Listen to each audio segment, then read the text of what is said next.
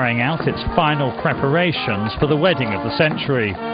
Prince William marries university sweetheart Kate Middleton in 2 days' time, and members of Her Majesty's Armed Forces have been going through a dress rehearsal for Friday's procession. Police sealed off the streets so personnel from the Army, the Royal Air Force and the Navy could complete the walkthrough. Visit Britain, the country's tourist authority, expects over 1 million people to descend on the British capital. Some are so eager to catch a glimpse of the royal couple, they're camping out along the route overnight. Earlier, their commitment paid off as they were treated to a front row view of this morning's practice run. I mean, when they all got going and they're all marching, it was exciting. So if that was exciting, I can't imagine what it's going to be like on Friday. It's going to be amazing. Not everyone is in party mood, however. Anti-war and anti-monarchy groups have vowed to stage protests, although police have powers to ban demonstrations near the route. Kate Middleton will arrive here at Westminster Abbey for the exchange of vows just before midday Central European time. When she leaves over an hour later with her husband, she'll be Princess Catherine and a future Queen of England.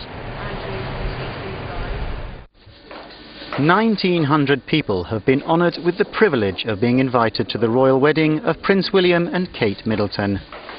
The list wasn't published until Saturday, but naturally enough, it starts at the top, with the immediate family of the bride and groom. But one person is notably absent, Sarah Ferguson, the former wife of Prince Andrew and mother to Eugenie and Beatrice. Etiquette prevails, and to that end, 50 royal heads of state have been invited, not just from Europe, but from around the world. The Prince of Bahrain, however, declined the invitation due to ongoing problems in his country. And it's etiquette that will guide how people dress. This is, as well as a high society wedding, this is a royal and semi-state occasion. Dress code, I believe, is formal. That means ladies, not too much flesh showing. We would expect ladies in Great Britain to wear a hat to a wedding, but you mustn't be too ostentatious and you mustn't do anything that attempts to outshine the bride. We're thinking of you, Victoria Beckham. And of course, the residents of Buckingham Palace are on the list. She may share her name with the UK's longest ever reigning monarch, but Victoria will have to accept that that's where the similarity ends. America's Princess of Pop, Madonna, is not invited, but her ex-husband, film director Guy Ritchie, will be there, as will be long-standing pop icon Elton John, once famously close to Princess William's mother, Lady Diana. Presumably the happy couple are also fans of Mr. Bean, aka Rowan Atkinson, who's also been honoured with an invite. The wedding won't be a political occasion. Nevertheless, the Prime Minister David Cameron and Deputy Prime Minister Nick Clegg are among the chosen few, as well as the leader of the Labour Party, Ed Miliband. Thank you very much. Former leaders, however, have not received invitations. But the bride and groom do want their friends to attend. As such, Prince William has invited 26 colleagues from his RAF base in Anglesey, Wales. It's a very exciting event for all of us. It was a massive surprise when that nice golden envelope dropped through the letterbox, a bit like Willy Wonka's golden ticket, really, that we're all going down to the Abbey to spend the day with him. The royal family are well known for their support for charities, so they too are represented, including Anne Chalmers, who works with families who've lost children. Her good work will surely allow her to leave the office on Friday and head for Buckingham Palace. How much of a boost has the royal wedding provided to the moribund British economy? That's the question being asked as new government figures show feeble growth so far this year after a slump at the end of last year. An influx of tourists ready to spend is being offset by a major loss of productivity, with Britons taking a day off for the wedding, one of a series of public holidays, which mean quite a few people won't be at work for a full 2 weeks. This analyst says, I think from an employer point of view, having all your employees taking holidays, 3 days of holidays off and then disappearing for entire 2 weeks is a negative. But economy is always a self-fulfilling prophecy, so if you feel positive about it, it will be positive.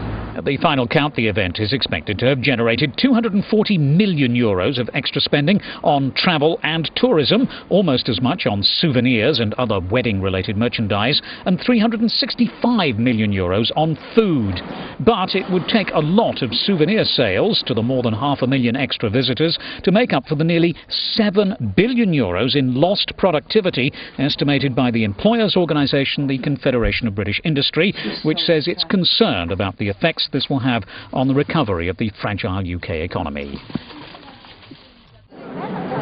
Many marriages are a gamble in some ways, but extremely few generate as many bets as Kate and William's. Britain's betting industry is expecting vast sums of money and wagers between now and Friday.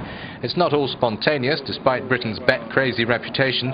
One enterprising bookmaker has been stirring up interest outside the wedding venue. And they look good. My favourite bet is the 8-1 that they will stay together. I think that will be it. I can't see the car breaking down at all, and I can't really see them parting because I think they're a good-looking couple.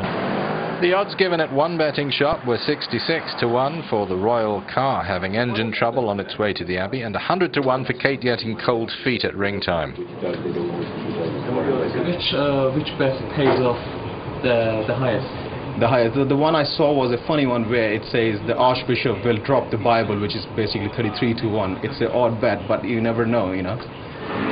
This betting shop did not overlook something that can happen to any couple. Punters were being offered odds of 8-1 against a divorce within 10 years.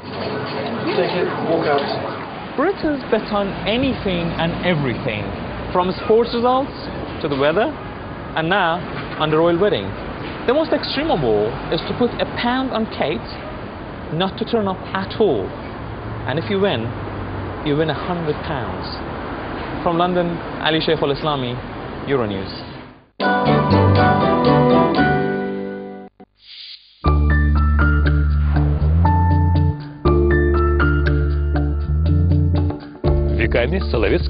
For centuries, the Solovetsky Islands were Russia's holiest place, until they became a symbol of totalitarian cruelty and repression.